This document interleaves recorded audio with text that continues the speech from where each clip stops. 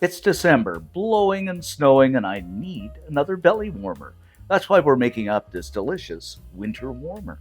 It has ground beef, noodles, heartwarming seasoning, so easy, so delicious, and so filling. So let's make it up. What we're going to do is get the old cast iron skillet fired up over medium-high heat, and I'm going to go in with a pound of medium ground beef.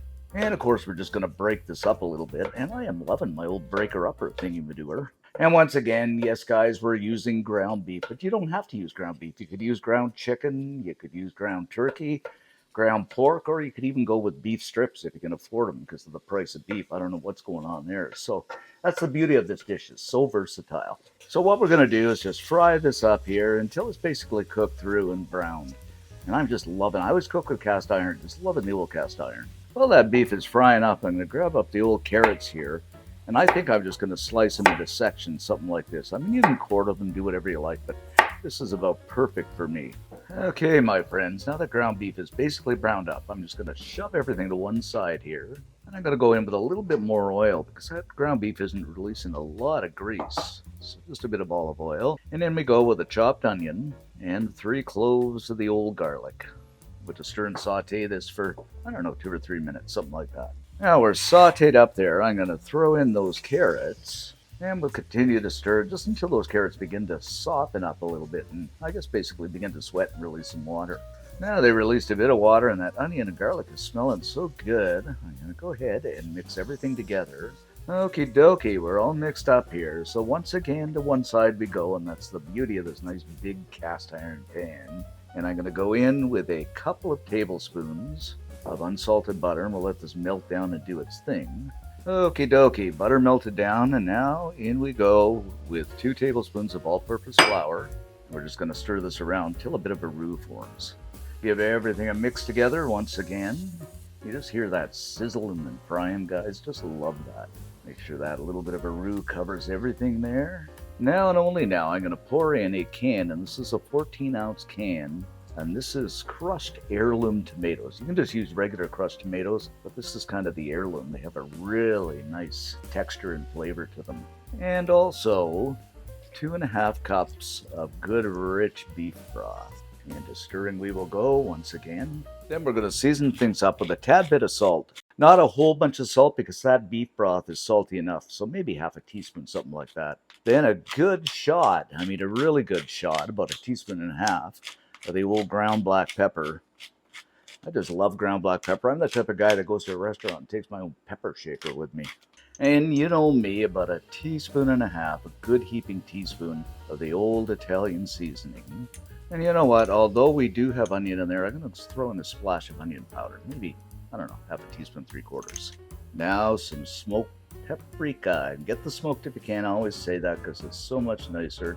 And we're going to add, I'd say a good 1.5 teaspoons, 2 teaspoons of that. Follow that up with about 1 tablespoon, I keep saying about, but a tablespoon of Worcestershire sauce for that depth of flavor. Love this stuff.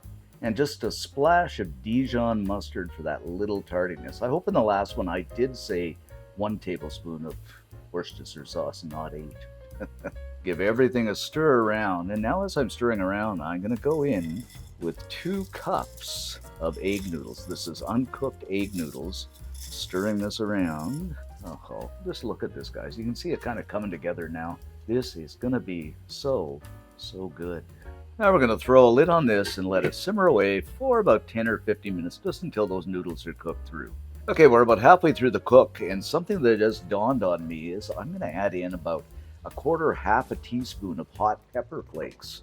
Just add that little bit of heat, give these a stir around. But see how this is starting to thicken up? Oh my goodness.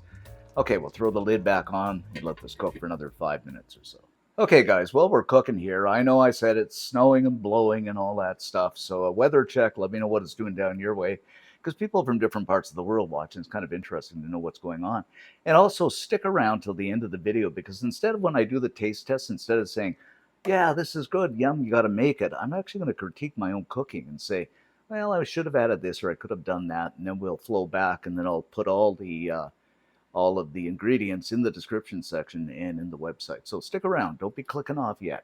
All right, we are about 13 or 15 minutes here, and just look at this. Doesn't that look absolutely incredible? But But, to make it even better and silkier, I'm going to go and throw in about half a cup of cream. Give this a stir around just to see how she looks. Maybe lighten up that color a little bit. Oh, now we're talking. And we are pretty much done here, guys. And to me, this is looking pretty darn good. Kill the heat. We're ready to go. All right, guys, let's kind of dig in here and see what we got. Get some carrots on there if I can. Come on, get on there. Doesn't this look incredibly good? Oh my goodness. All right, let's give it a taste here and see what we think. This is really good, just as it is. Now, I said I was going to critique it a little bit. If you find, if you're using the tomatoes, it's a little bit on the sour side, you could add a little bit of maybe brown sugar, maybe a tablespoon or a couple of teaspoons or something like that. That would just boost up that richness a little more. I think I could use a tad more Worcestershire sauce. I'll put that in, and maybe a little bit more pepper, but the heat in there is perfect in terms of the hot pepper flakes. You could add peas or something like that, but I think that would ruin it. I think it's just perfect the way it is, just with these carrots. If you find it's a little too soupy, just take the lid off and leave it simmer a little bit longer, and that'll release a lot of that liquid. But this is really good just the way it is. Go ahead and make this up. Tell me what you think. Leave us a comment because I'd love to read them. Most of all, like and subscribe. It does help the channel out. Thanks for watching, guys. Stay safe, and we will see you in the next video.